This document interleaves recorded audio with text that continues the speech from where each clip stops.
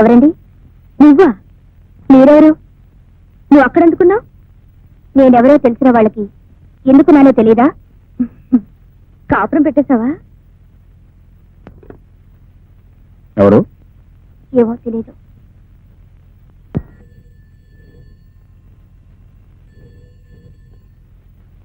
Hello. మాట్లాడుతుంటే మధ్యలో phone పెట్టేసింది. అసలు ఎవరిది? మాట్లాడే విధంగా మాట్లాడితే మధ్యలో ఎవరో ఫోన్ కట్ చేయరు. ఎందుకు ఫోన్ చేశావు? ఎలాగున్నావు కనుక్కున్నావని. ఈ పాటికి తెలిసే ఉంటుందిగా. అంటే నాతో కాపురం పెట్టేశావు అన్నమాట? ఇంకా లేదు, పెట్టబోతున్నా.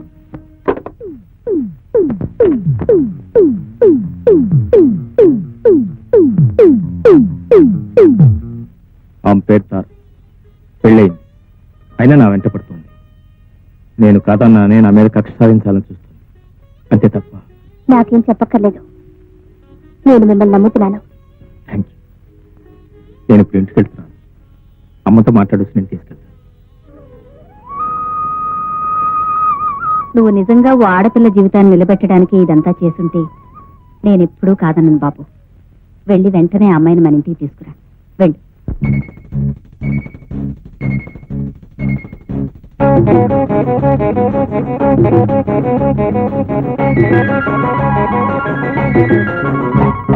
ఒకే గొడుగు ఒకే అడుగు ఒకే నడకగా ఒకరికొకరుగా ఒకే ఒకరుగా కలిసి పయనించే స్నేహము వలపు వర్షించే మేఘము. ఒకే గొడుగు ఒకే అడుగు ఒకే నడకగా ఒకరికొకరుగా ఒకే ఒకరుగా కలిసి పయనించే స్నేహము వలపు వర్షించే మేఘము. ఒకే గొడుగు ఒకే అడుగు ఒకే నడకగా ఒకరికొకరుగా ఒకే ఒకరుగా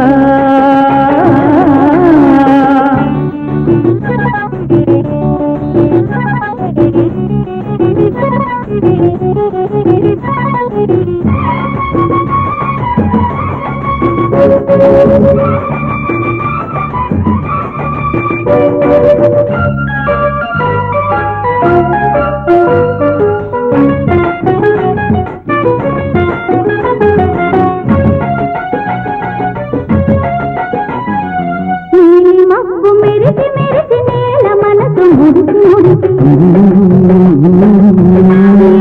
గలదరింపులా ఎన్నెన్ని పులకరింతలా చిలుకు చిలుకు కలిసి కలిసి చెల్లి జల్లు కురిసి కురిసి చెల్లి వలపు వరదలో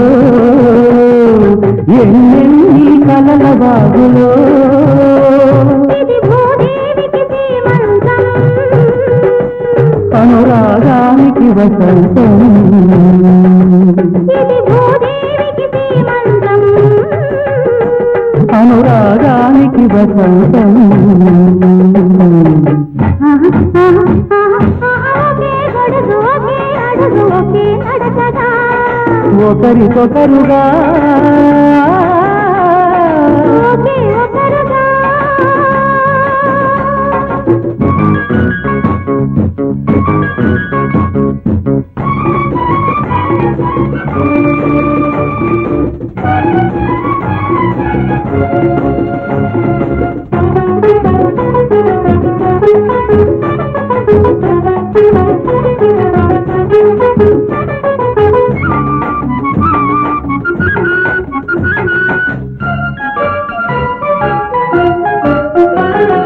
కన్ను తీగ తడిసి తడిసి వల్లి మొక్క తిరిగి తిరిగి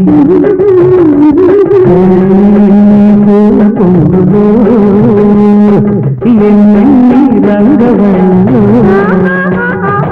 ఇంద్రధనుసు పందిరేసి రంగులేడు ముగ్గులేసి ఎన్ని మదన పూజలో ఎన్నెన్ని మరుల విందులో ఇది సృష్టికి ఆనందం ఇది మన ఇద్దరి అనుబంధం ఇది సృష్టికి ఆనందం ఇది మన ఇద్దరి అనుబంధం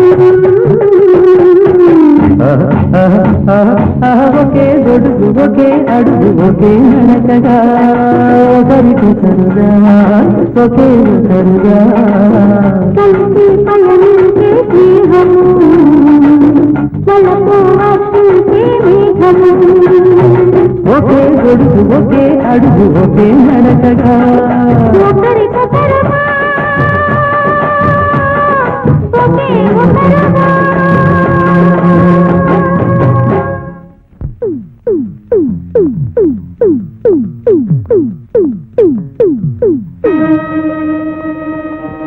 ఎక్కడికి? బయటికి. ఎవరి దగ్గరికి? నన్ను కావాలనుకునే వాడి దగ్గరికి. రోడ్డున పడ్డామన్నమాట. అమ్మ పెట్టినప్పుడు అడుక్కు తినాలిగా. మూడుండగానే ఆడది బరి తెగించిందంటే ఆడదా నిజమన్నది. మొగుడుండగానే ఆడది బరి తెగించాల్సి వచ్చింది అంటే ఆ మగాన్ని ఏమనాలి? ఇంతవరకు సహించాను, భరించాను, ఓపిక పట్టాను. అది నేను అనాల్సిన మాట. ఆశ్రయం కోసం చిన్నపిల్లగా నీ ఇంటికి వచ్చినప్పుడు తండ్రి వయసున్న నువ్వు నన్నేం చేశావు? నీ పెళ్ళాం పోగానే బ్రతుకంటూ తెలియని నన్ను బలవంతం చేశావు. పెళ్ళాంగా ఉండిపోమన్నావు. ఉండకపోతే పోలీసులకు అప్పగిస్తానని భయపెట్టి మెడ వంచి తాళి కట్టావు. నీకు వయసున్నప్పుడు నాకు వయసు రాలేదు. నాకు వయసు వచ్చాక నీ వయసు ఉడిగిపోయింది. నువ్వు సుఖపెట్టావు, నన్ను సుఖపడలేవు. అందుకే నా సుఖం నేను చూసుకుంటున్నాను.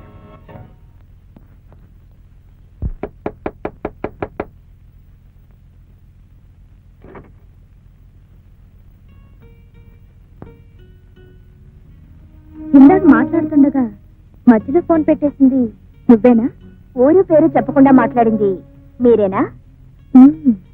ధైర్యాన్ని బాగానే పొందుకున్నావు. కూర్చోండి. ఏదో సొంతిల్లులా మర్యాద చేస్తున్నావే. సొంతిల్లు కాకపోయినా పరాయిల్లు మాత్రం కాదు. కట్టుకోకపోయినా బాగానే ఆకట్టుకున్నాడు కాబట్టే కలిసి బ్రతుకుతున్నాం.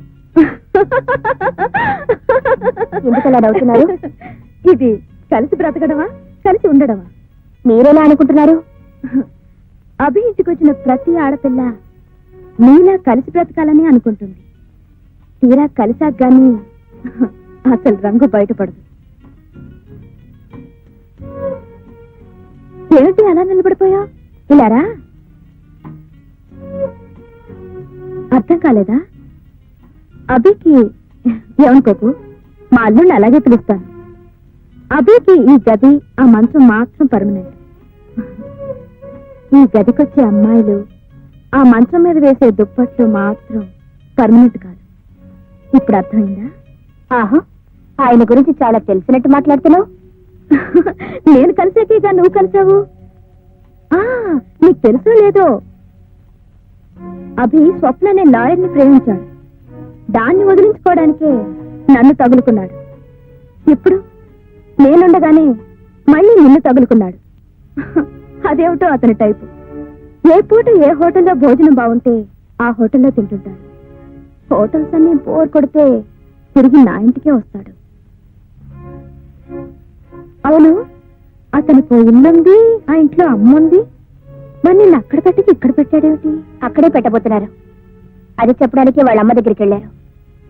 వాళ్ళమ్మ ఇప్పుడు నీ మొహం కూడా చూడదు. ఆ ఇంట్లో కోడలుగా కాలు పెట్టాలంటే నేనే పెట్టాలి. ఎందుకంటే దేశికి ఆ ఇంట్లో స్థానం లేదు. దేశియా? నేనే అలా చెప్తాను. అలా చెప్పకపోతే నాకు ఆ ఇంట్లో స్థానం ఉండదు. నువ్వు మర్యాదగా ఇక్కడి నుంచి వెళ్తావా లేదా? అరే, నీ కోపం కూడా వస్తుంది. వెళ్తాను. నీ సంసారం ఎలా ఉందో ఒకసారి చూసి వెళ్తాను. నా దగ్గర లేనిదేమిటో నీ దగ్గర ఉన్నదేమిటో తెలుసు.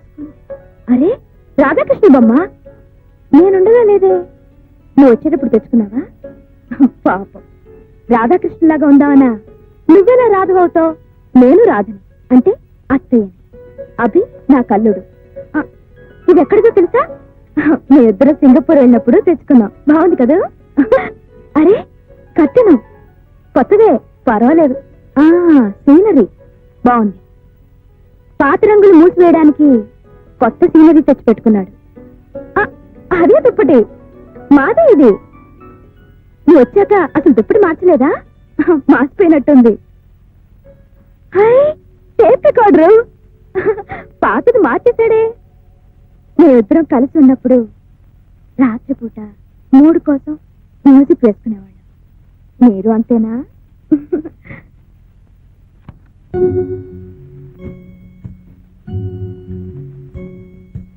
ఆకేసి పప్పేసి గుప్పేసి నెయ్యేసి నీకో ముద్ద నాకో ముద్ద. ఆకేసి పప్పేసి గుప్పేసి నెయ్యేసి నీకో ముద్ద నాకో ముద్ద. ఆకలి తీరే పోయింది అత్తారింటికి దారేది. ఇలా ఇలా ఇలా ఇలా ఇలా ఇలా. ఈ పాట నేనే పాడాను. ఎవరు నేర్పారు? మా అక్క. ఇప్పుడు మీ అక్క ఎక్కడుంది? చిన్నప్పుడే తప్పిపోయింది. ఈ పాట మీరు విన్నారా? ఎక్కడా? రేడియోలోనా? బహుశా మీరు రేడియోలోనే వినుంటారు. ఈ పాట మా ముగ్గురికి తప్ప ఇంకెవ్వరికీ తెలీదు. ఎవరా ముగ్గురు? నేను, మా అక్క, అభి. అభియా?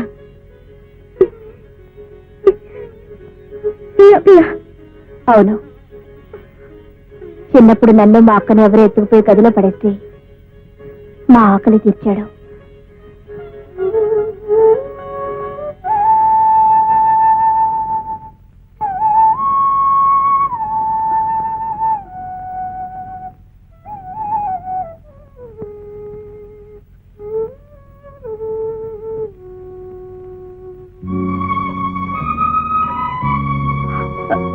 ఏమండి ఏమండి ఏమండి?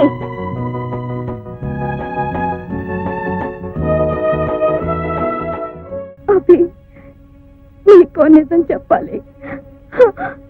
నా గురించి కాదు, నువ్వు పెళ్లి చేసుకోబోయే కల్పన అక్క గురించి. కల్పన అక్క గురించి?